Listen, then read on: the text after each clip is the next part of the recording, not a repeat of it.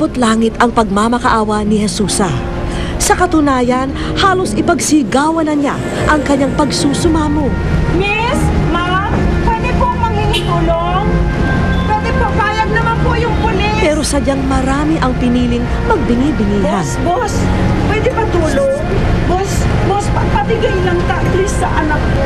Kawawa naman yung anak. Ipadadala ko lang po sa anak ko. Ito po kayong Pasko. Hindi na po ako niya makikita. Kawawa na, patigay lang. Kaya ang hirap nung nangyari sa akin kanina. Doon ko naramdaman kung ano ang dinaranas ng isang bilanggo. Lalo ng isang babaeng bilanggo at ina. Sir, pwede po palihog? Sir, pwede po Pasko lang para sa... Sir, hindi po ako mangingin pera. Sir, patulong naman po. Po, mangingin tulong. Ma'am, para lang po sa anak ko. Ipabibigay ko Ang lang po. sakit, sobra. In fact, yung iyak ko, totoo lahat. Halo-halo yung nararamdaman ko kasi naramdaman ko yung paghihirap ng isang preso at saka yung panghuhusga ng kapwa ko na gano'n na pala ang karamihan sa tao ngayon. Ako kasi palagi kong tinitingnan na ang Pilipino likas na mababait eh. Pero marami na rin ang matigas ang puso. Marami na rin ang mapanghusga at ayaw ng pangit. Hindi lang dito sa kulay orange. Nakita nyo naman kung paano binago yung mukha ko. Pag pangit ka, iba ang tingin sa'yo. Iba. Nakakapaso ang init ng araw. Malapugod ang init sa maliit na piitan ni na Jesusa. Pero hindi pa rin sumusuko ang inang bilanggo. Hanggang sa dumating ang isang babaeng tila nagtatrabaho sa isang opisina. Ibinuhos ni Jesusa ang pagmamakaawa. Makisuyo po. Makisuyo lang po. Bigay ko lang po. Okay lang po. Papabigay ko lang po. Ma'am, makisuyo lang po. Lumapit siya kay Jesusa. Siya na ba ang aming hinahanap? Ipaabot lang sa anak ko. Ikukulong na po kasi ako for life. Pumayag naman po sila kung may tutulong. Nandibigay lang po sa anak ko for Christmas. For Christmas. Yung manika lang po. Malapit lang, ma'am. Malapit lang.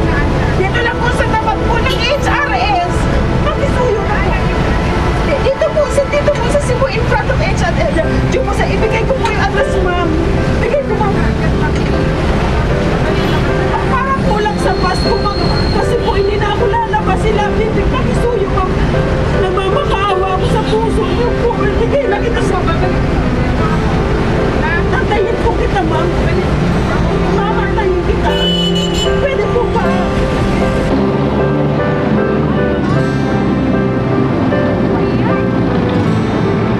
Kung may anak ka, kaawaan mo ako, tulungan mo naman ako.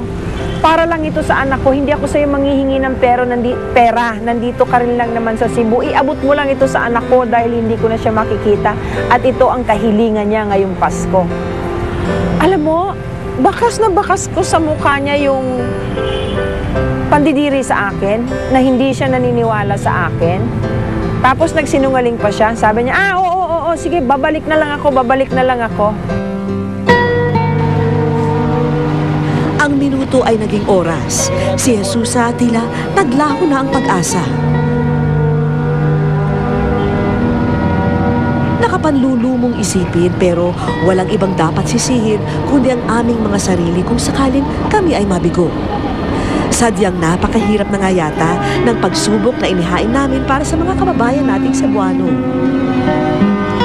Nagpasya na kaming itigil ang misyon at magplano ng panibagong senaryo. Pero ang aming artista na mismo ang humiling ng isang subok pa. In character pa rin sila Oro at ramdam niyang may tutukon sa pakiusap ni Jesusa. Sir, pwede po mangingin tulong. Hanggang sa mapansin naming lumapit sa sasakyan ng pulis ang lalaking ito. Lumapit kayo. Tulungan mo naman. Payag naman po. Sa unang tingin, isa na namang usisero. Hanggang sa mapakinggan namin sa aming radyo ang kanilang usapan. Nangingin pera.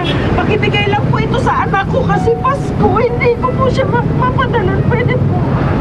Sir, maawa ka na. Ibigay lang po sa anak mo. Naku, salamat po. Ito ito? Opo, ito po yung anak ko. Hindi ko na po kasi siya makikita. Hindi na na. Sorry, Chavez. Opo. Ito po yung picture niya. Para po. Bahay po to? Opo. Ha? Opo.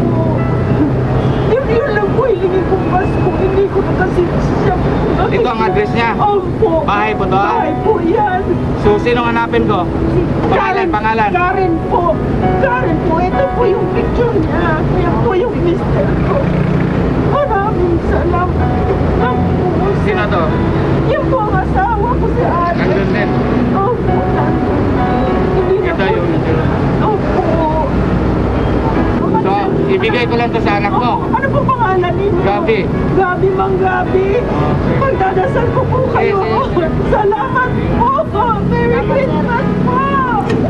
Salamat. 15 minutong biyahe sa jeep ang layo ng bahay ni na Jesusa mula sa aming kinalalagyan.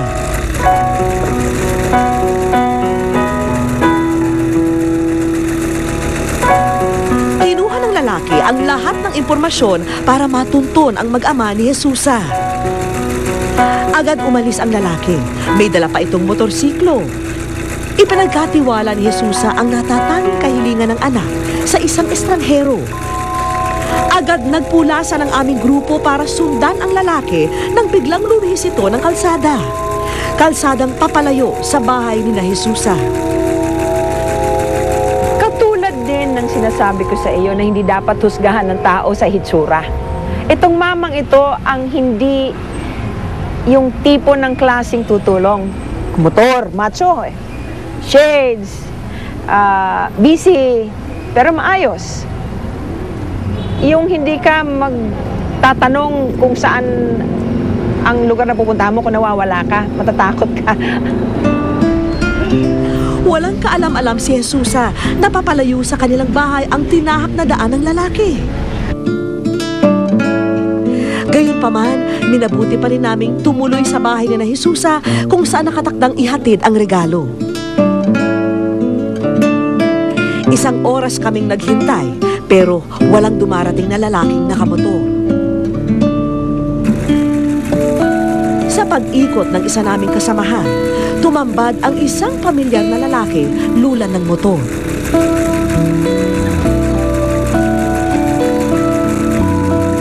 Nagtatanong ito na tila may lugar na tinutuntun. Hanggang sa mapadpad ang lalaki sa tapat ng bahay ni na Jesusa, tanga ng pamasko ng ina para sa anak.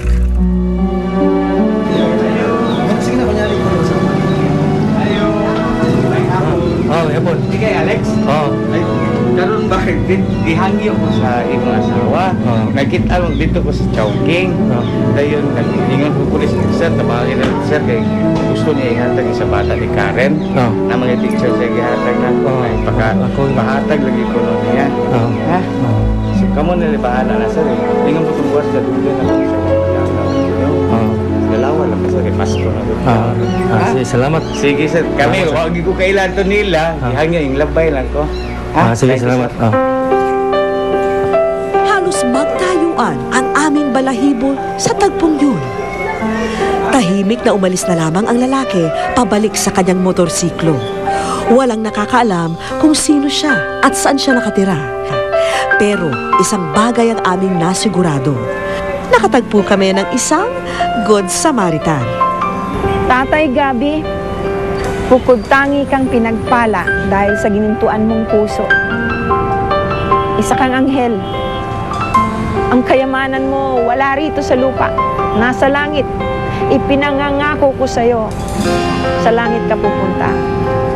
Hindi ka mawawalan ng pag-asa sa buhay hanggang may hininga ka. Palagi kang papatnubayan ng Diyos. Maraming salamat sa iyo, Tatay Gabi. Wish ko lang sa aming pagbabalik, makikilala na ang butihing estranghero dito sa Cebu.